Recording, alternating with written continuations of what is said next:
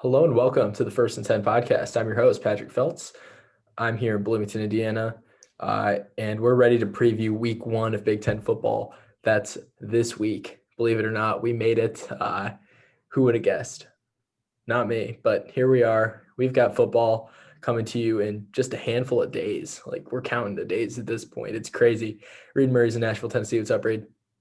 I'm just super excited to get into actually predicting some football games other than SEC and ACC because Yeah, obviously I've been watching that. I'm a college football fan, but there's nothing like Big Ten football, so I'm just uh, totally excited to get back into it. right. This is who would have thought that we would have seen a season when it got canceled back in August, right? Like, I didn't see it coming at all. No, it's here, but here it is. And in, just a handful of days, the 23rd, we're going to see that first game, that Friday night game between the Illini and the Badgers. Illinois taking on Wisconsin in Madison. And let's just get right into it. Let's go straight into that first game. Illinois at Wisconsin. It's going to be a Friday night game, 8 o'clock p.m. Eastern, 7 Central. It's on Big Ten Network in Madison. Right now, last I saw, these lines from Bet Online AG as of October 15th. And that's what I'm going to do for all the favorites and the spreads on this. Wisconsin's a 23.5-point favorite over Illinois. And before we get into the actual details of the game, that is way too many points for a game that Illinois won last year. I completely agree with you. Wisconsin, no doubt, is on upset alert this week right away. Just right off the bat, you can see there's a new quarterback facing a really good secondary. So that's just a huge red flag you got to look out for. Graham Mertz, how is he going to do when he's kind of thrown into a really tough situation here? I think he'll do just fine, but I believe I said this in either my film session or last episode. I think Graham Mertz throws 1 to 2 picks in this game. I don't think he's going to do horrible, but I think the secondary is just going to be a little too much for him, and I think he's going to feel the pressure. Right, and one thing we're kind of forgetting about this matchup is what Wisconsin loses, and this is going to be their first game. Obviously, the season it's everybody's first game of the season, but no Jonathan Taylor, no Cruikshank, no Cephas, no AJ Taylor, no Jack Cohn. That's most of their offense from last year, completely new offense. And while I like this new quarterback, Graham Mertz, a lot, it's going to take a little bit of adjusting. And Illinois is not a joke of a defense. Yeah, I think most people kind of expect him to be the worst team in the Big Ten West, but Illinois is not a pushover this year. I agree. Yeah, this is not Rutgers or Maryland we're talking about. This is still a serious team that you have to deal with. Serious threat to a team like Wisconsin, especially like we said, they lost to them last season. Right. Now, I think one storyline to really look at in this game could be a real opportunity for Nakia Watson to shine. He's right now listed as their second string running back behind Garrett Groshek. But Nakia Watson, neither Groshek or Watson really fit this Jonathan Taylor, Monty Ball, Melvin Gordon mold of running back. But Nakia Watson looks more like that type of back than Groshek does. Groshek is more of a fullback. Yeah, that's how I would consider him. Watson is a much more speedy guy. So I think this game against a team whose defense is really centered around their secondary, he might be able to have some success. We could see a lot of 10 to 20 chunks of yardage picked up by Watson. And I think if he does well in this game, he could potentially earn himself the starting role. That's going to be something to look out for. So keep an eye. I think if Watson looks really good this game, he might be able to save Wisconsin from potential poor quarterback play from Graham Mertz. Right, and we saw this last season with Wisconsin. Obviously, the whole offensive game plan was basically give the ball to Jonathan Taylor, and why would it not be? The dude was an absolute monster for the Badgers, to put it lightly, really, with JT. But when it came to the passing game last year with Jack Cohn, it was almost exclusively short passes that would try and expose the other team's linebackers. Mm-hmm. We saw that a lot with the first half of that game against Ohio State in the Big Ten Championship. That's what they did really well. Besides Jonathan Taylor playing well, it was a lot of short passes exposing Ohio State's linebackers, which was their weakness. And I mean, Illinois' best players, I think, on their defense are their secondary.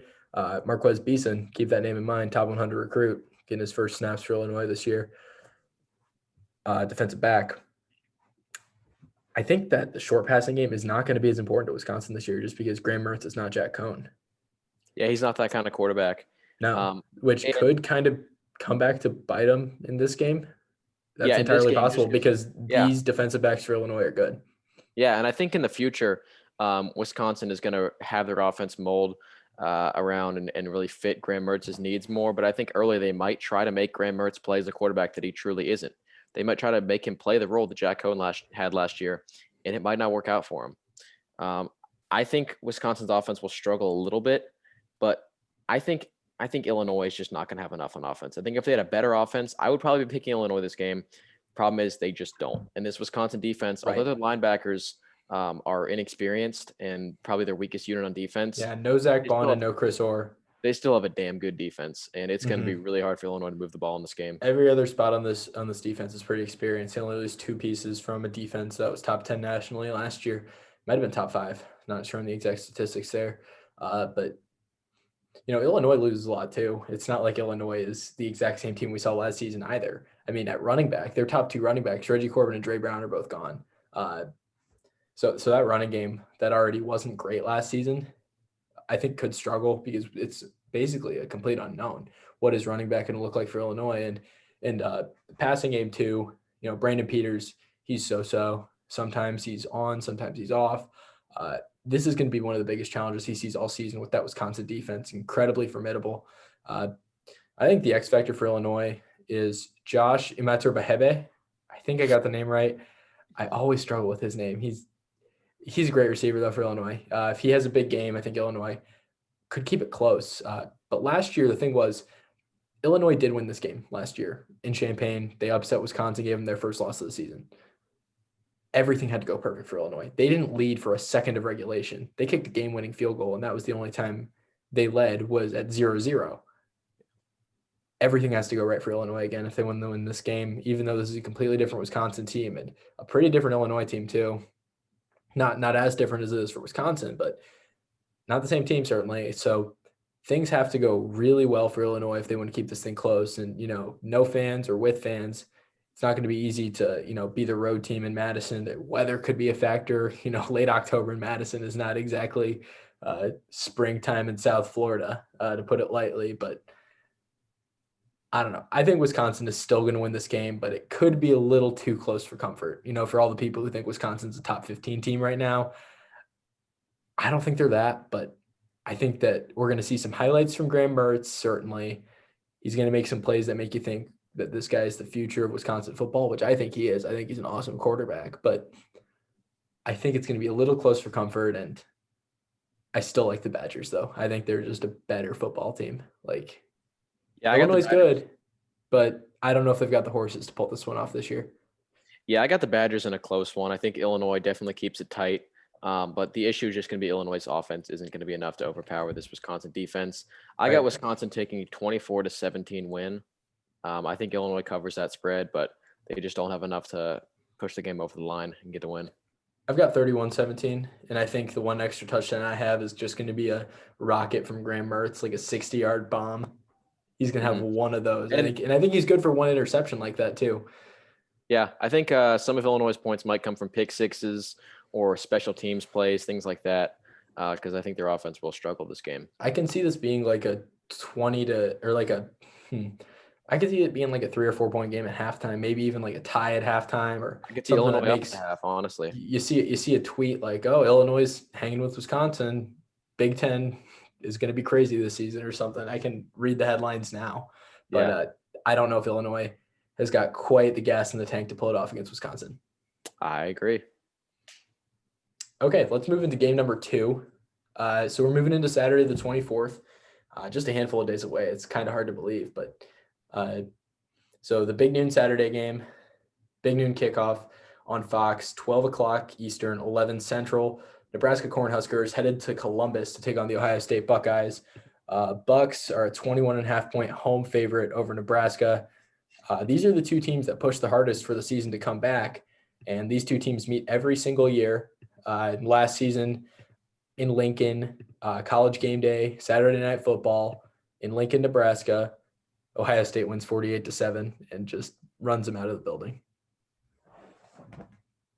Yeah, I think this game, it's just going to be a complete blowout. I don't think it's going to be Me quite too. as much of a blowout as it was last year, but I think this Nebraska defense won't be able to touch the Ohio State offense, and I think Justin Fields might just break a record or two this game. Um, I could see Nebraska potentially having success on the ground, and by that I mean they might be able to put around 20 points on the board as opposed to 3 or 7. I don't think they do nearly enough to defeat this Ohio State team. I think the Ohio State offense is just going to put way too many points on the board for Nebraska to compete.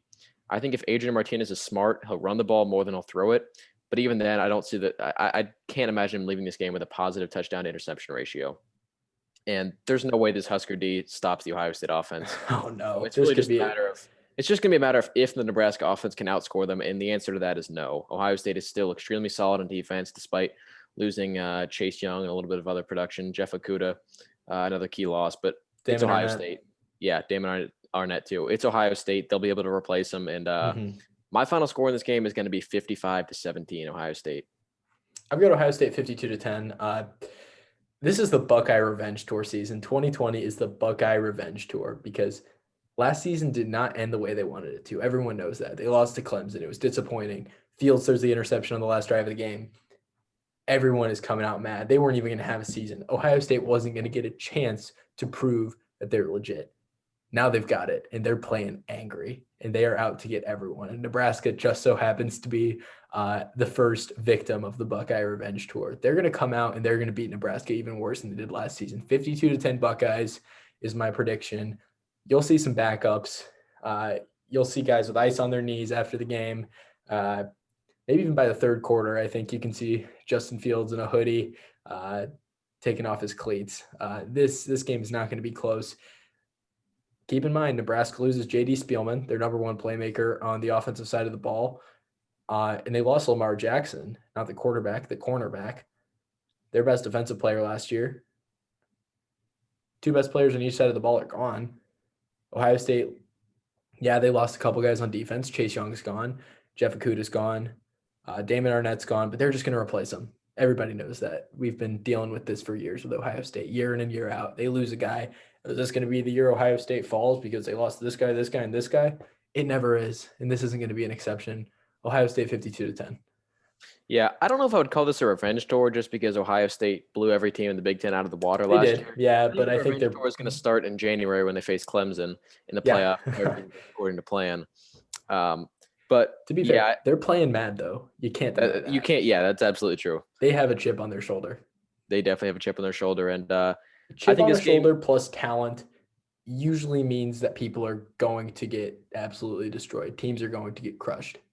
Yeah, and like you said about backups getting in, Ohio State is one of the deepest receiving cores in the nation, and I think we're going to see a lot of players get in this game. I think we're going to see a lot of freshman talent. Mm-hmm. Ohio State has a lot really of first touchdowns, first catches. Yeah, things like that. Lots of really good young receivers coming into this program, and I think we're going to get to see a lot of those guys shine on Saturday. Especially with how awful Nebraska's defense is, I think.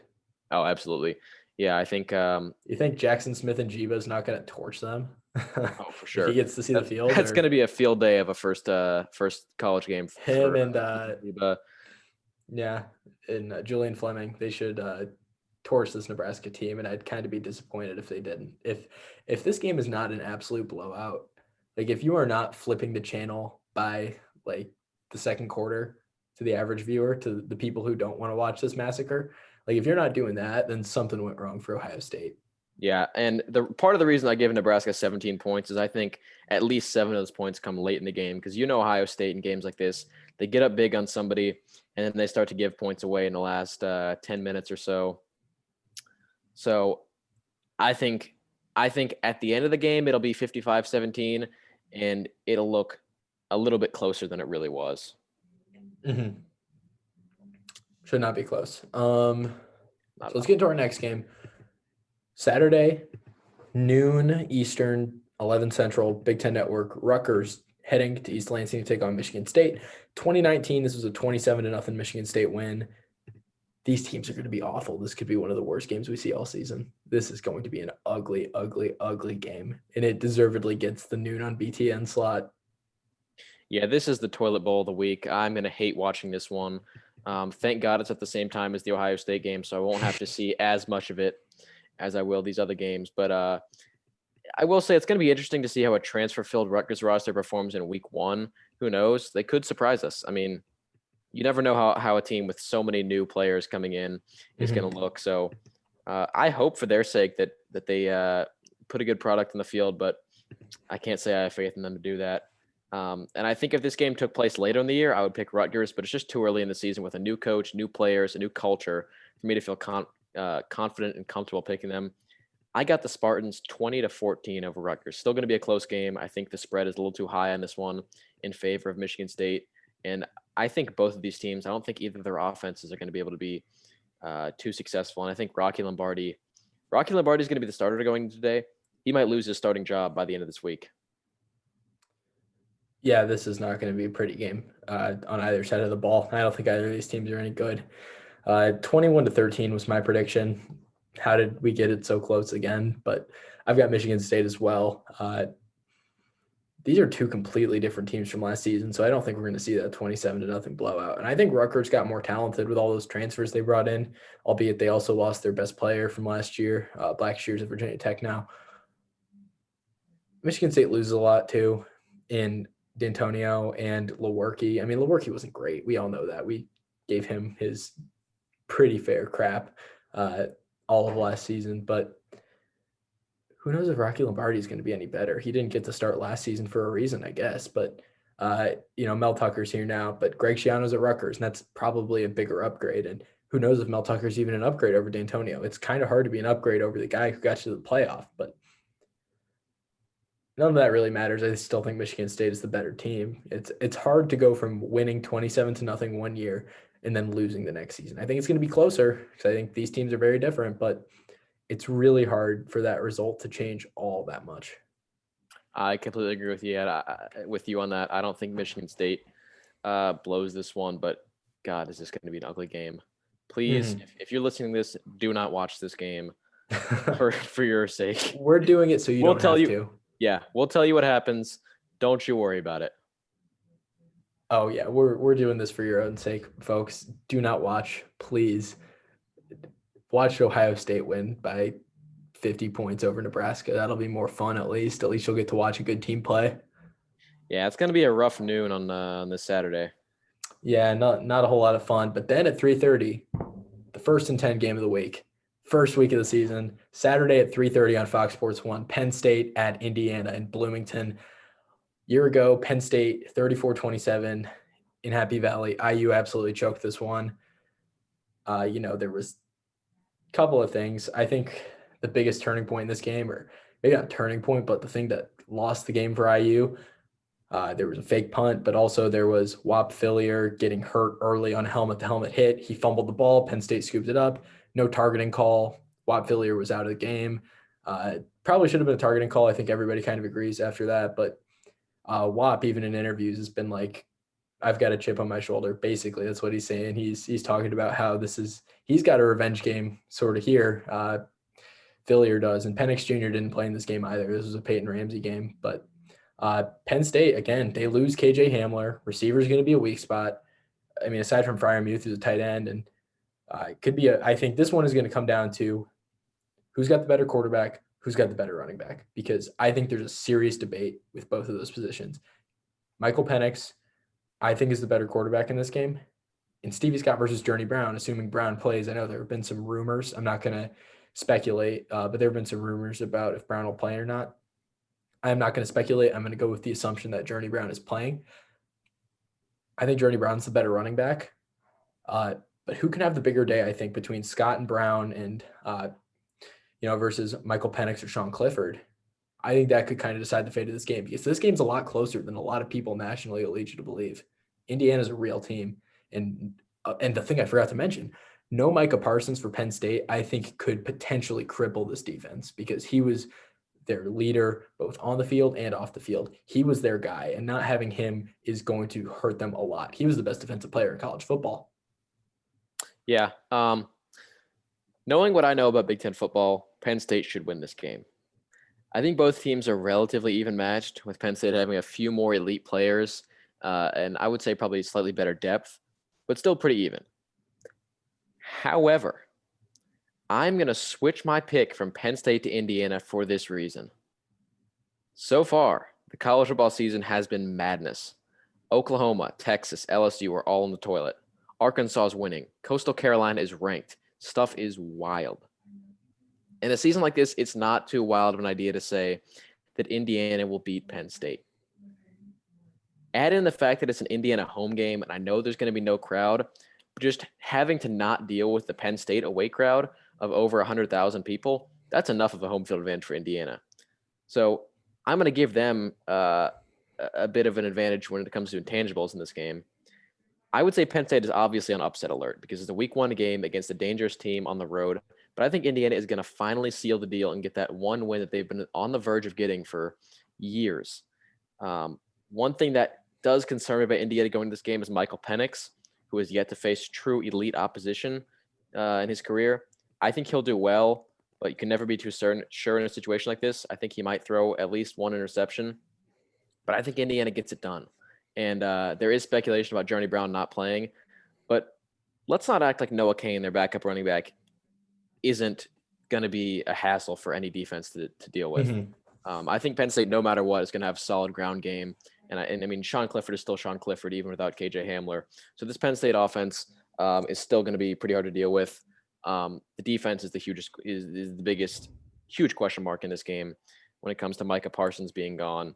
But I think Indiana is going to finally seal the deal. I have them winning late, 34-31. I have them winning on a last-second field goal in this one. Indiana with the upset of the year, early upset of the year candidate. And I think that's going to give them a whole lot of momentum going forward. I think, though, if they win this game, they might have a classic Indiana loss later in the season to keep them at 6-2 or 5-3 or so. Yeah, well, there's 2 quotes from Coach Allen today. I've seen. So the first one, he heard about, a reporter asked him about the Journey Brown thing, and he said that he hasn't heard anything about it, Coach Allen. And he also said that the effect is minimal because they've got a stable full of running backs. And that's absolutely true about Penn State with Noah Cain. He's a good running back. And the other thing from Allen is that competing with top 25 teams, just competing, that's no longer acceptable because that's what Indiana's been doing forever. They've always been the spooky team that's going to scare Ohio State or Michigan or Penn State and never quite get over the hump. You know, the last 2 years, both have been 1-possession games against Penn State, in Bloomington in 2018 and in Happy Valley in 2019. I hate to say that I think Indiana's going to win because here in my notes, I've got IU 35-31. IU's only beaten Penn State once in the entire history of Indiana football. Like, it's so tough for me to pick this game. I'm going to say 35-31 Indiana. I think the Hoosiers get the upset. Wow. I think I hope surprised. I don't jinx it by saying that, because I've been let down by Indiana football a billion times before. And by me saying this, I'm going to get let down again. Just watch. I can't believe that both of us didn't pick Penn State in this game because everything I know about Big Ten football, Indiana football, Penn State football tells me Penn State will win this game by somewhere between 3 to 10 points. But there's just something in the air. I got a feeling Indiana gets it done. I don't think IU is not content with competing with good teams anymore. And in Indiana, they're having a culture change.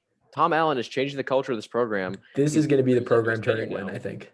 I think so too. This is going to be one that finally changes the direction of Indiana football.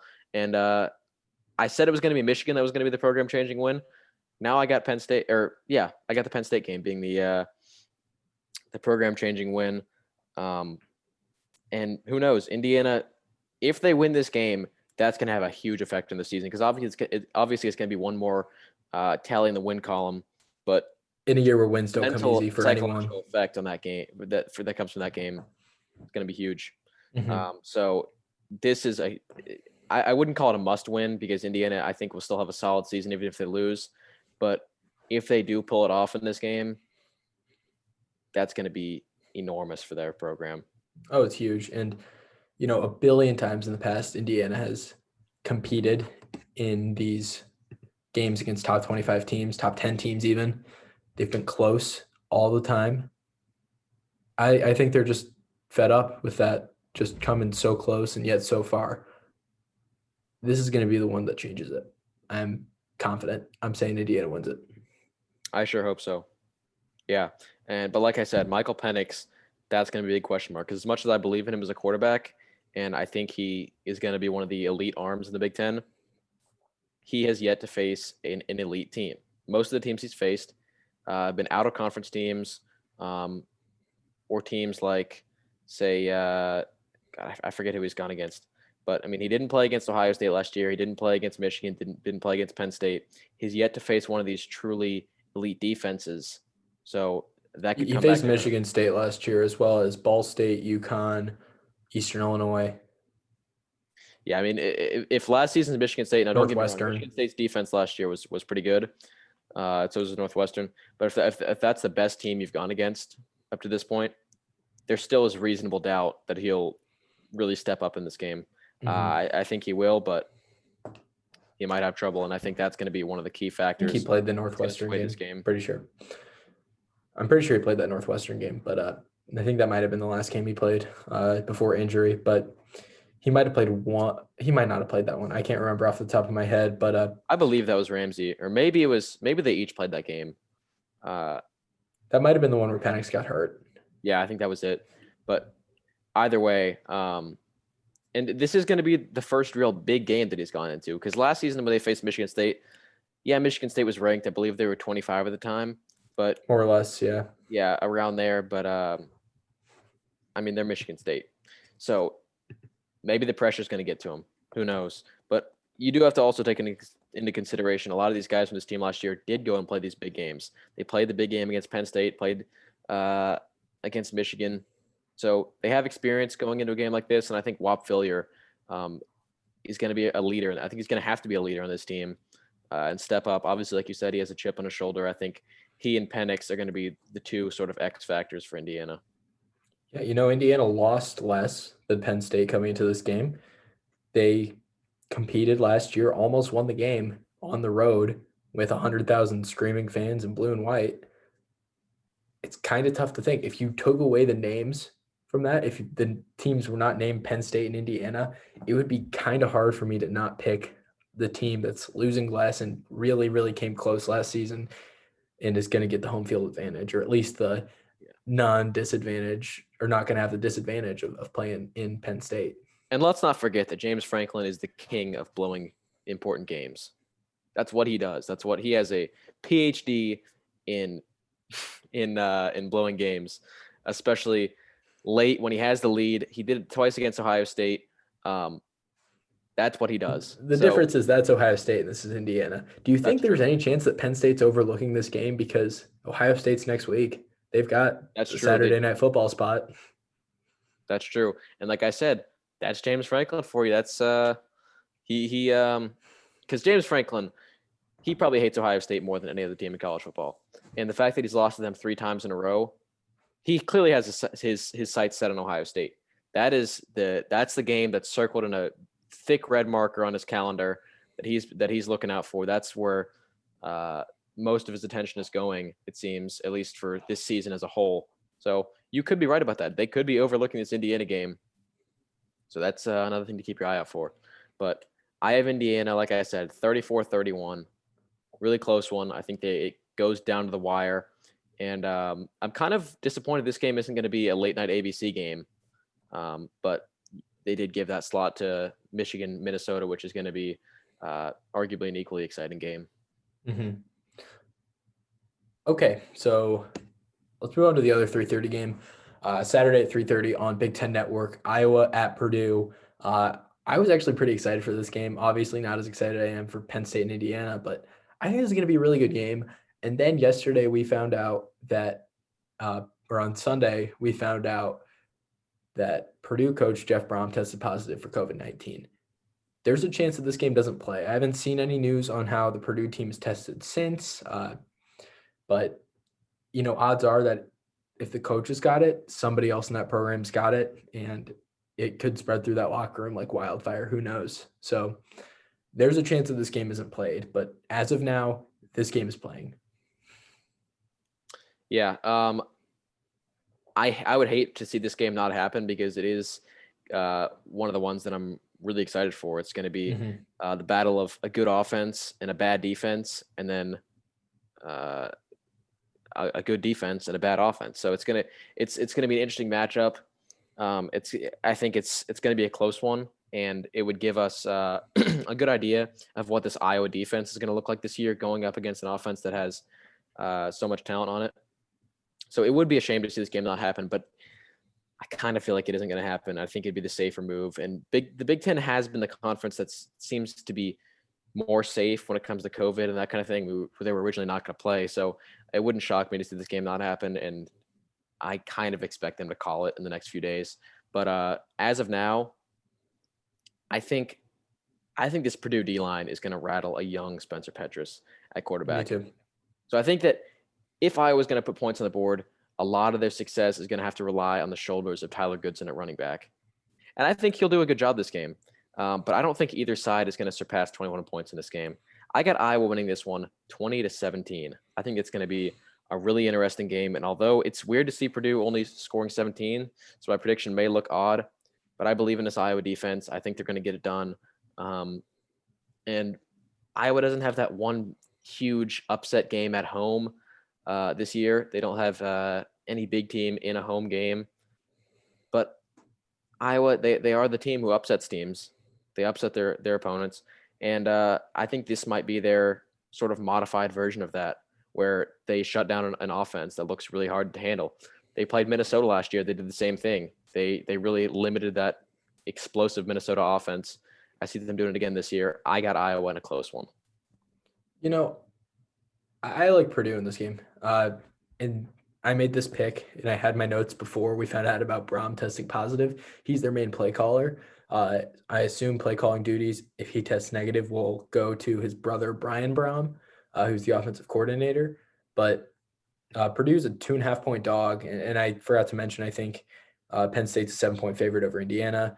Michigan State's an 11.5-point favorite over Rutgers, and Ohio State is favored by 21.5 over Nebraska. But Iowa's a 2.5-point road favorite. But I don't know. This Purdue pass rush, I think, kind of crosses the Purdue pass rush. I lost track of my words for a second. It cancels out the Iowa offensive line. I think they're both about as good as each other, and they're both really good. Yeah, Purdue doesn't have good defensive backs, but Spencer Petras, he's thrown 11 college passes. He's not going to burn you this game, and if he does, I would be shocked. You know who is going to burn you? Rondale Moore, who's back.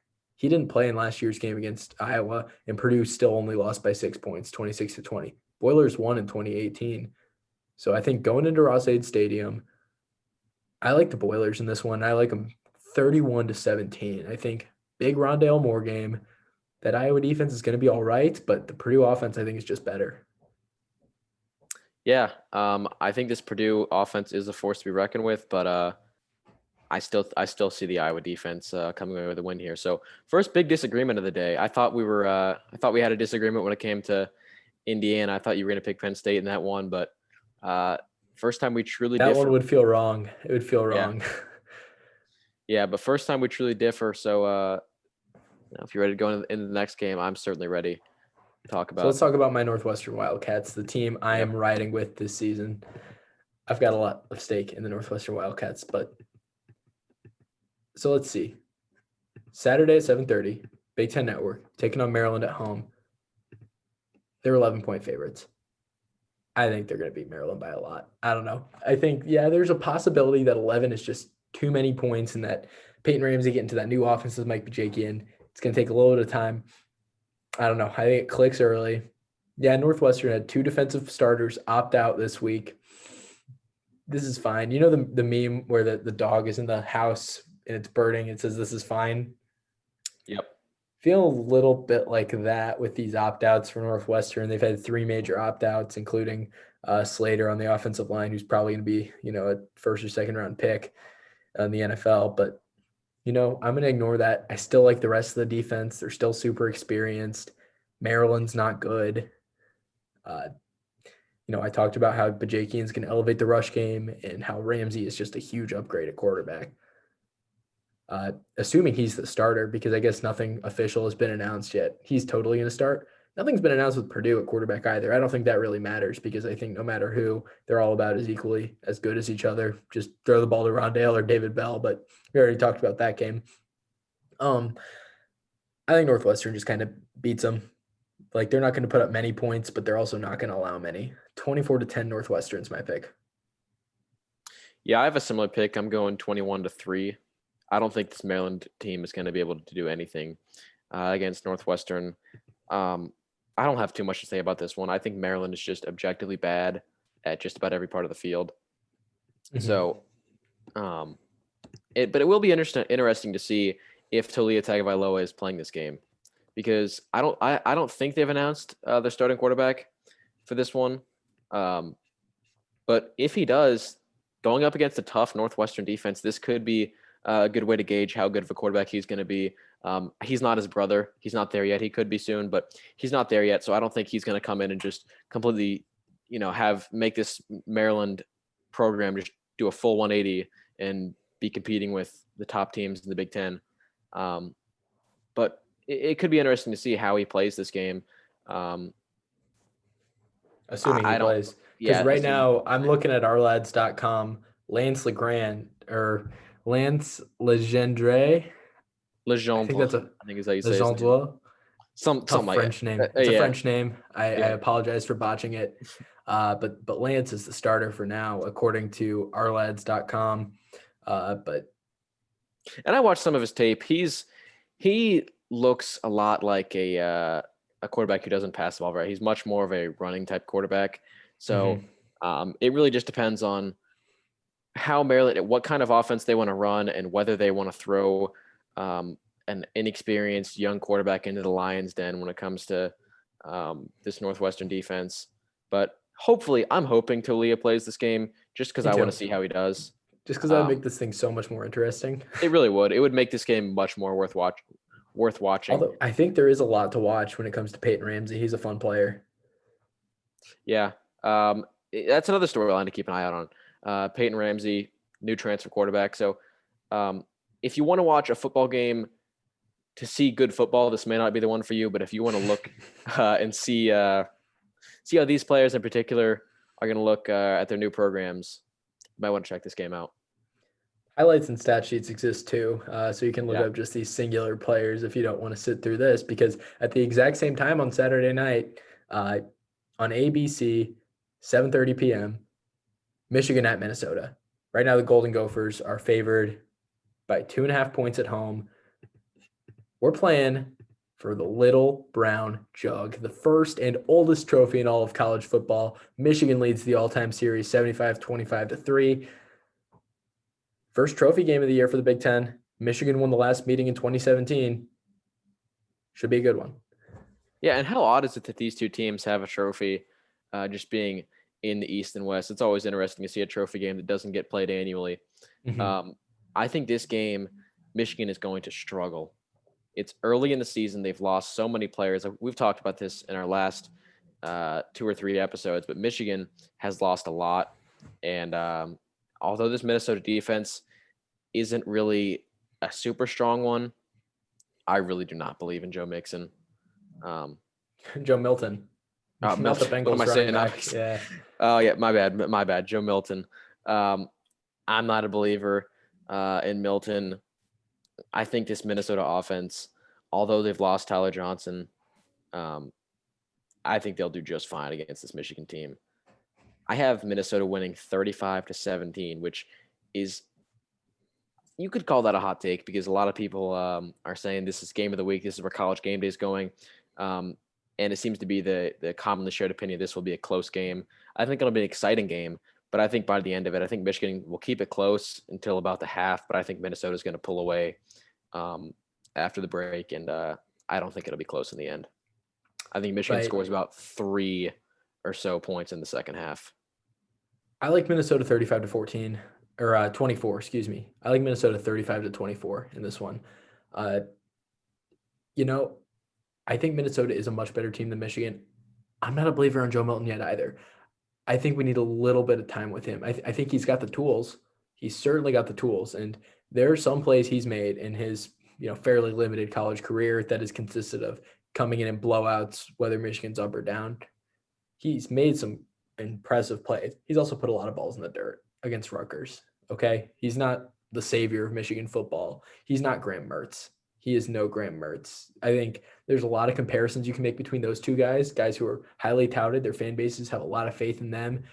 Both very, very highly respected quarterbacks, I think, by a lot of people.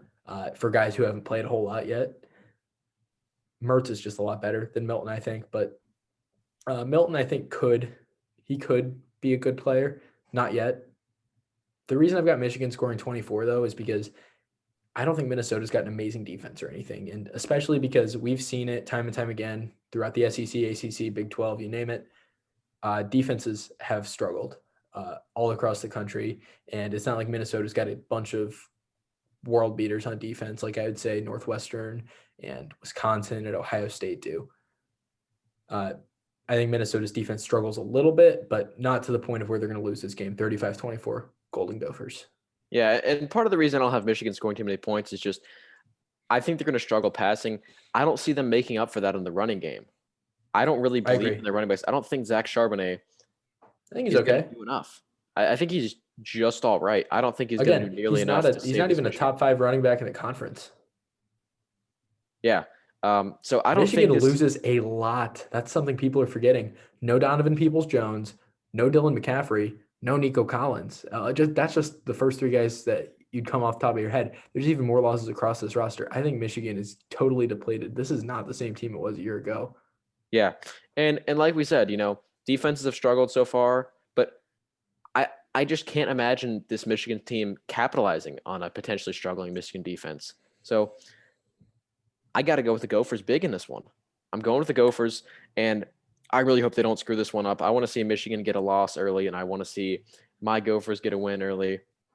But I'm still sticking with my pick of Minnesota winning the Big Ten West, and hopefully they'll do it for me. Hopefully they won't choke it in the last game of the season like they did last year. All right, so we've both got Minnesota, and we've both got Minnesota scoring 35 points exactly. So this should be an interesting game. Reid, you've still got Minnesota winning the West. If they lose this game, does that change your prediction? Yes and no. I would say yes, just because that'd be a huge red flag if you lose to this Michigan team, because I think this Michigan team's going 3-5. Well, they would actually. I would have them going 4-4 if they can beat Minnesota. But I think this is a poor Michigan team, so yes, it would change that. But on the other hand, I don't necessarily see Wisconsin surpassing them, and I think Minnesota, knowing PJ Fleck, I think they can pick it up later in the year and potentially make up for it. So on one hand, I think that would change the way I see this Minnesota team, but on the other hand, there's this division is just so even, and the fact that it would be a loss outside of their own division would also impact when tiebreakers and things of that nature. So I would say you'd have to ask me that same question the next week to have a solid answer. All right. So that's our Big Ten picks for this week. It's time for me to bring back a segment that we did last season a little bit. It was kind of spotty. I'm more prepared this time. We're doing Pick Six. I love the Pick Six. I love college football as a whole. And as much as I love the Big Ten, I do really like getting to talk about other conferences. So I'm excited for this one. To those of you who don't know what the Pick Six is, to our new listeners, I pick 6 games from around the country, not just in the Big Ten, that you should keep an eye on this week because they're going to either be good games or important to the national college football landscape. So let's get into my 6. Game 1, Georgia Southern at Coastal Carolina. Coastal Carolina is ranked number 25, believe it or not. This should be actually a pretty good game. I think Georgia Southern's not an awful team. The only team in Georgia who has not had an absolutely crushing loss this season. Scratch that. I'm getting word that Georgia Southern does have a crushing loss this season against the University of Louisiana. All right, so every single sports team in the entire state of Georgia has had a crushing loss this year. Congratulations to the state of Georgia, and congratulations to the Atlanta Braves blowing a 3-1 lead the other night. But this should still be a good game because Coastal Carolina is a real team. They beat Kansas. That's not saying much. Yeah. They beat Kansas. They beat UL Lafayette. That's the real important win. That's the big one. Team. Yeah, who also beat Georgia Southern on a last-second field goal, I believe, 20-18. But that was the last-second field goal win for Louisiana, right? That was Georgia Southern. I have no idea, honestly. I remember they had one because it came from an old IU player, but yeah, all I know is that ULL won that game. But give me the Chants in this one. Give me my Chanticleers. me too. Finally ranked for the first time. And although it's really surprising to see them ranked, they were a really good FCS team when they played in the FCS. They were always making it to the semifinals or so of their big 16-team tournament. They would always lose to North Dakota State, but they were a good FCS program. Reid Murray, Mr. Myrtle Beach. They call me Mr. Myrtle Beach. Give me my Coastal Carolina Chanticleers. I got them winning by, let's say, 7. I got you too. My next game of the week, the North Carolina Tar Heels hosting the NC State Wolfpack. North Carolina coming off of a huge upset loss to Florida State. NC State looking good. They beat Duke. They're 4-1 with one loss to Virginia Tech. They got absolutely blown out, but I think State's going to win this one. I think North Carolina is reeling after last week. I like the pack here. Give me the Heels. I think the idea that NC State is ranked is just absurd. They're not a ranked quality team. I think once the Big Ten and Pac-12 are back, then they'll be completely out of the top 25 and not even in the others receiving votes. Although UNC did just lose to a bad Florida State team, I think they'll bounce back this week. I think NC State might keep it close, but give me the Heels. All right, my next game, Big 12 time. Number 17, Iowa State at number 6, Oklahoma State. I think this is going to be Oklahoma State's first loss of the season, therefore eliminating the Big 12 from playoff contention. Iowa State's got a loss. They've got an ugly loss to Louisiana. So what? They're going to beat Oklahoma State this week. I like the Cyclones taking down Oklahoma State and eliminating the Big 12 from playoff conversation. Finally. See ya. As much as I want to see the Big 12 out of playoff out of the conversation of the playoff, give me the Cowboys in this one. You can't beat both Oklahoma teams in 1 year. I don't see it happening for Iowa State. Give me Oklahoma State. As much as I don't think Oklahoma State is going to make the playoff, I think they're going to lose somewhere down the road. But this Iowa State team just has too many flaws. Give me Oklahoma State. Next game, the number 9 Cincinnati Bearcats taking on the number 16 SMU Mustangs. This could decide a New Year's 6 spot, assuming that one of the G5 spots goes to the American Conference winner. This could be the deciding game. Both of these teams look really good. They're both ranked in the top 25. Cincinnati didn't play last week due to COVID. They're back. So Cincinnati or SMU in Dallas. So as much as I don't like the idea, or I do like the idea, as much as I don't see it happening, this could be the year a G5 playoff happens, or a G5 team in the playoff happens. Because let's say Oklahoma State does lose this weekend, Big 12 is out. Let's say the Pac-12 is a dumpster fire. And outside of Clemson, the ACC keeps losing games the way that UNC just did. The winner of this game could be in that playoff conversation. And I would love for it to be Cincinnati. Last year, Cincinnati was a good team. I think I got Cincinnati in this one. I like what this offense is. Give me the Bearcats, and hopefully give me the Bearcats in the playoffs. I would love to see them play Ohio State. That would be potentially the easiest playoff win ever. Yeah, I like SMU in this one. I don't know. There's just something weird. I think, being the home team, they're going to have fans in the crowd. That's the thing. SMU is looking scary for a group of 5 team. SMU is also looking scary from crowd reasons. Those fans were bunched together. Their student section got kicked out, by the way. So assuming they've got a student section, I think the crowd's going to propel SMU to victory. A 9:00 ESPN2 game. So this is going to be weird. This is not going to be a normal game of football. Let me also say, I don't like the idea of Cincinnati being ranked at number 9. They haven't proven themselves yet. Too high. And they're only there because so many top teams have lost, but I think they're ranked way too highly. Get them out of the top 10. Maybe put them at 12 or so, but that's where they need to be for now. They need to prove themselves. Maybe a win against SMU, and that could propel them in the top 10, but they're not there yet. Come on, AP poll. Get it together. Yeah, I agree.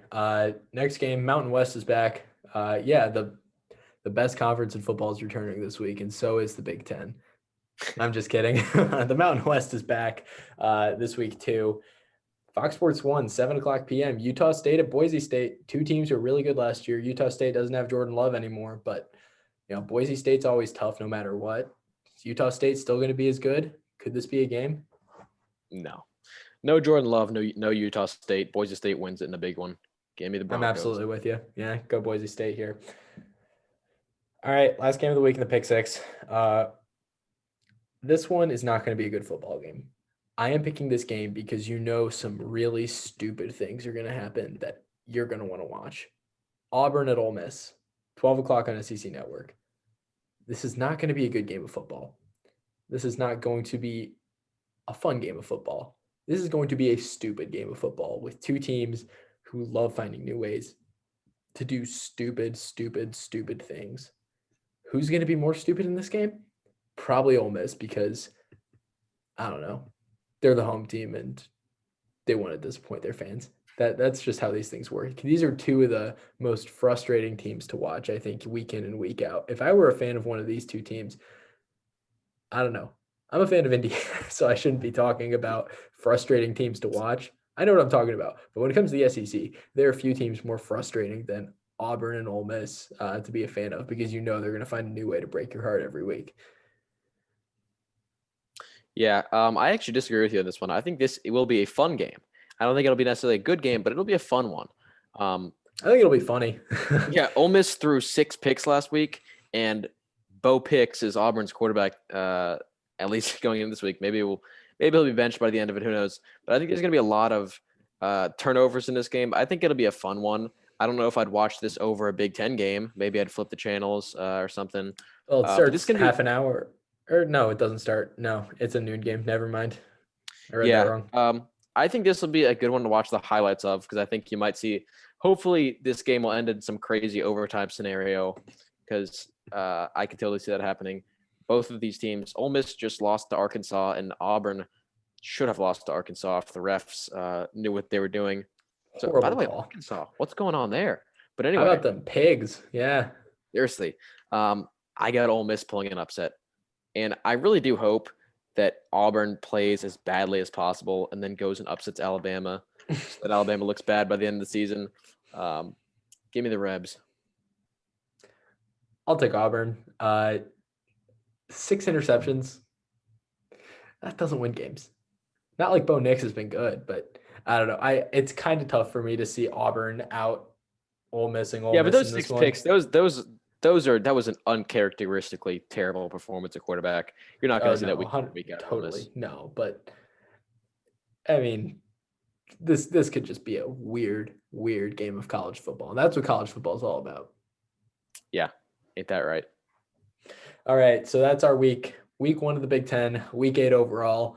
It should be an interesting one. We're back. We've got college football. We've got Big Ten football, and it feels good. So that's week 1. For Patrick Fells and Reid Murray, this is the First and 10. Thanks for listening, and we'll see you next time. Bye.